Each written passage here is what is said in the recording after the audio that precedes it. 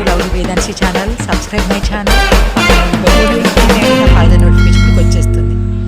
ఈరోజు రెసిపీ వచ్చేసి మక్క గుడాలు అండి. వీటిని మొక్కజొన్న గుడాలు అని కూడా అంటారు. ఈ రెసిపీ ఎలా తయారు చేసుకోవాలో ఏంటి అనేది మీతో షేర్ చేసుకోబోతున్నాను. వీడియోలోకి వెళ్ళిపోదామండి. ఎవరైనా నా ఛానల్ని కనుక సబ్స్క్రైబ్ చేసుకోనట్టయితే సబ్స్క్రైబ్ మై ఛానల్, పక్కన ఉన్న బెల్ ఐకాన్ని క్లిక్ చేయండి. నా ఫర్దర్ నోటిఫికేషన్ మీకు వచ్చేస్తుంది. ముందుగా మొక్కజొన్న గింజలు అనేటివి 2 అవర్స్ వరకు నానబెట్టుకోవాలండి. నానబెట్టుకున్న గింజల్ని రైస్ కుక్కర్లోకి తీసేసుకొని ఇందులోకి సరిపడా వాటర్ని యాడ్ చేసుకోవాలి. అదేవిధంగా టేస్ట్కి సరిపడా సాల్ట్ని కూడా ఇందులోకి వేసుకోవాలండి. చూస్తున్నారు కదా, 1 టేబుల్ స్పూన్ వరకు నేను సాల్ట్ని యూజ్ చేస్తాను. సాల్ట్లో యాడ్ చేసుకున్న తర్వాత దీన్ని స్టవ్ మీద పెట్టేసుకొని 6 విజిల్స్ వచ్చే వరకు కూడా ఉడికించుకోవాలి. 6 విజిల్స్ వచ్చిన తర్వాత ఎలా ఉందో చూసిద్దామండి. చూస్తారు కదా, బాగా ఉడికిపోయాయి ఇవన్నీ. ఇందులో ఉన్న వాటర్ మొత్తాన్ని కూడా వడగట్టేసుకుందామండి.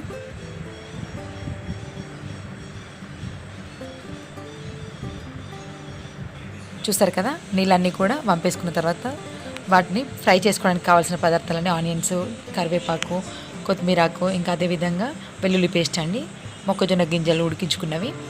ఇప్పుడు ఒక కడాయిని తీసుకొని అందులోకి సరిపడా ఫ్రై చేసుకోవడానికి సరిపడా ఆయిల్ని తీసుకోవాలండి. నేను ఒక 4 to 5 టేబుల్ స్పూన్స్ వరకు ఆయిల్ని తీసుకున్నాను. అదేవిధంగా ఇందులోకి ఆవాలు, జీలకర్ర, 2 ఎండుమిర్చి, ఇందులోకి 4-5 రెమ్మల కరివేపాకును కూడా, కరివేపాకు ఎంత ఎక్కువ వేసుకుంటే అంత టేస్టీగా ఉంటుందండి. చూసారు కదా, ఇదంతా కూడా కరివేపాకు అనేది ఫ్రై అయిన తర్వాత ఇందులోకి కట్ చేసి పెట్టుకున్న ఆనియన్స్ కూడా యాడ్ చేసుకోవాలి. ఆనియన్స్ అన్నీ కూడా బాగా మగ్గే విధంగా కలుపుతూ ఉండాలండి. ఆనియన్స్ అన్నీ కూడా ట్రాన్స్పరెంట్ అయ్యే వరకు చూసుకోవాలి. చూస్తున్నారు కదా, ఆనియన్స్ అన్నీ కూడా మగ్గిపోయాయి. ఇప్పుడు ఇందులోకి వెల్లుల్లి పేస్ట్ అండి. వెల్లుల్లి పేస్ట్ ఎంత ఎక్కువగా వేసుకుంటే అంత ఆరోగ్యానికి కూడా చాలా మంచిదండి. చూసారు కదా, నా ఛానల్ని కనుక ఎవరైనా సబ్స్క్రైబ్ చేసుకున్నట్టయితే ప్లీజ్ సబ్స్క్రైబ్ మై ఛానల్, పక్కన ఉన్న బెల్ ఐకాన్ని క్లిక్ చేయండి. నా ఫర్దర్ నోటిఫికేషన్ మీకు వచ్చేస్తుంది. అంతా కూడా బాగా మిక్స్ చేసేసుకోవాలండి.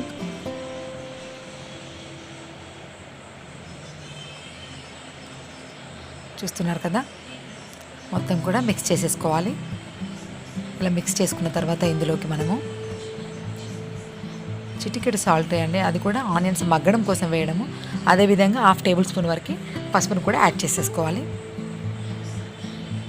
ఇందులోకి మనము ఇందాక కట్ చేసి పెట్టుకున్న కొత్తిమీరాకు ఉంది కదండి, దాన్ని కూడా యాడ్ చేసేసుకోవాలి.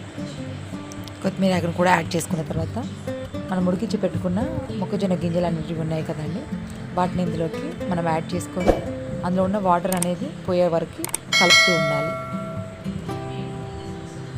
ముందుగా ఉడికించి పెట్టుకున్న మొక్కజొన్న గింజలు అనేటివి యాడ్ చేసేసుకొని ఒకసారి మొత్తం కూడా బాగా మిక్స్ చేసుకోవాలండి.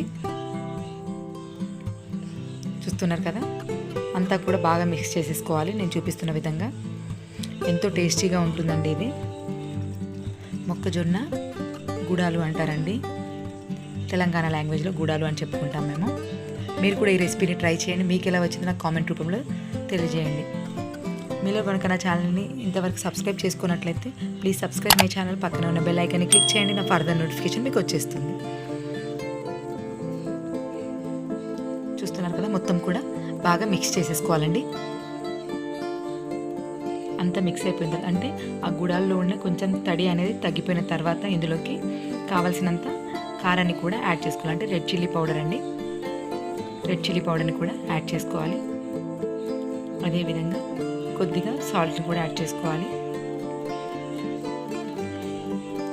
ఎంతో టేస్టీగా ఉండే మొక్కజొన్న గుడాలు అనేటివి రెడీ అయిపోయాయండి. Thank you for watching.